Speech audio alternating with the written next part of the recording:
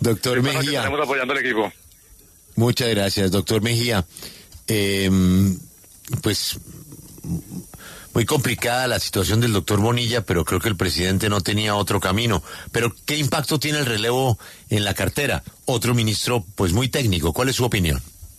Pues mire, Julio, el nombramiento de Diego Guevara como ministro de Hacienda es natural en la medida en que Diego había hecho parte del equipo económico de campaña, había también arrancado en el gobierno como viceministro general, él llegó con el exministro Campo y continuó como viceministro general luego de la salida del exministro Campo y la llegada del exministro Bonilla, así que lleva más de 2 años en ese puesto en donde seguramente ha tenido la oportunidad de conocer a profundidad las cifras fiscales, los problemas en materia económica y justamente en materia fiscal.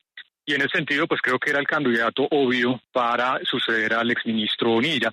En su momento, antes de llegar a ese cargo de viceministro general, el ministro Diego Guevara era un economista bastante heterodoxo, muy de izquierda, que incluso en su momento escribía sobre la teoría de que la inflación se genera a través de la emisión monetaria, en donde él básicamente decía que es una teoría que no tiene ningún sustento con la realidad, es algo bien heterodoxo, por supuesto, pero con su llegada al viceministerio, pues realmente él ha moderado mucho sus posiciones. Yo tuve la oportunidad de escucharlo en un foro hace algunos meses que hicimos en conjunto con ANIF, en donde habló de la responsabilidad fiscal, el compromiso del gobierno y del Ministerio de Hacienda en el cumplimiento de la regla fiscal, y eso da, digamos, cierta tranquilidad a la luz de los inversionistas locales e internacionales. Pero el hecho de que haya tanta rotación en un ministerio tan importante y que estamos en un momento tan retador económicamente, teniendo ya en la mesa una reforma tributaria, un presupuesto de 2025 desfinanciado y tantos otros asuntos que debe lidiar ahora el ministro Diego Guevara, ¿no pone también en duda esto de cara a las calificadoras de riesgo sobre la estabilidad macroeconómica del país y de los funcionarios que están al margen o a cargo de esa cartera? Pues Luisa, mire, sí es atípico este nivel de rotación de ministros de Hacienda. Yo estaba anoche revisando mi memoria de los últimos 30 años y no recuerdo 3 ministros en un periodo de gobierno. Usualmente máximo habían sido 2. Puede que mi memoria me falle, pero no tengo en la cabeza 3 ministros, digamos, en un periodo y especialmente de más o menos 2 años y medio. Así que sí es atípica esa rotación.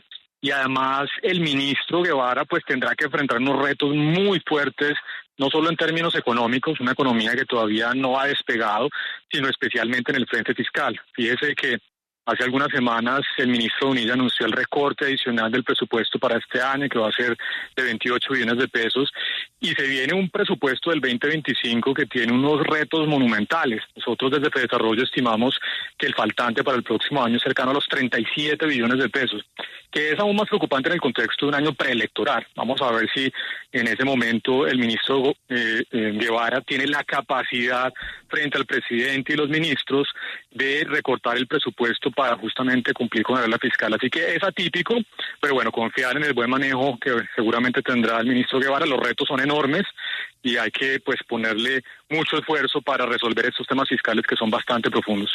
Y yo quiero abrir un poquito el plano para preguntarle cómo están analizando usted el panorama general, la turbulencia política, con las respuestas del presidente, con las investigaciones en curso, las respuestas del presidente a esas investigaciones. ¿Cómo analizan ustedes la situación actual política que obviamente siempre suele tener repercusiones económicas? Pues mire, Félix, sí, quisiera referirme exactamente a eso, a cómo esa situación política tiene eventualmente repercusiones económicas. Nosotros, por ejemplo, desde hace unos 4 meses hemos publicado un índice de incertidumbre en la política económica que trata de cuantificar qué tanto ha aumentado la incertidumbre, y sí se ve justamente que en este 2024 hemos tenido altos niveles de incertidumbre en la política económica. ¿Por qué? Por las discusiones de las reformas estructurales, las discusiones frente al presupuesto, frente a la reforma de las transferencias, frente a la reforma tributaria. Todo eso naturalmente pues enrarece el ambiente y desde el punto de vista de las decisiones de inversión pues puede aplazar ciertas decisiones y eso tiene implicaciones negativas en materia de crecimiento. Así que la incertidumbre política y especialmente incertidumbre política económica no es favorable. Ojalá eso se pueda resolver, aclarar el panorama para que el sector privado tenga esa capacidad y motivación de continuar confiando en el país, invirtiendo y generando crecimiento económico. Doctor Mejía, cuando ustedes, por ejemplo, dicen que hay un faltante de por lo menos 37 billones de pesos para el 2025 y que el gobierno cuadre la caja, y hay una ley de financiamiento por 12, pues no le va a alcanzar. ¿Cómo lograr finalmente darle cierta estabilidad y seguridad a las finanzas para el 2025? Sí, mire, ese es un muy buen punto porque la discusión estaba enfocada en esta ley de financiamiento que realmente no genera 12 billones adicionales de ingresos, sino más o menos unos 7 billones. El resto proviene, digamos, de un aumento en el gasto, es decir, un aumento del déficit fiscal, pero el tamaño del problema es bastante más alto que esos 12 billones de pesos, 37 billones, producto, entre otras cosas, de lo que ha sido el comportamiento del recaudo tributario este año. Ustedes seguramente ya lo reportaron, en los primeros 10 meses del año la caída en términos reales del recaudo tributario ha sido el 13%. Nunca en la historia reciente del país habíamos tenido un comportamiento en ese sentido. Entonces, la ley de financiamiento, que además nosotros hemos dicho que es inconveniente en este momento, pues realmente no resuelve el problema de fondo, y es que el gasto del gobierno luego de la pandemia continúa en niveles altos, el déficit fiscal sigue siendo alto, y eso pues se está sintiendo justamente en las tasas de interés que le cobran los inversionistas al gobierno cuando emite su deuda pública. Doctor Mejía, muchas gracias por su tiempo y mucha suerte con su equipo.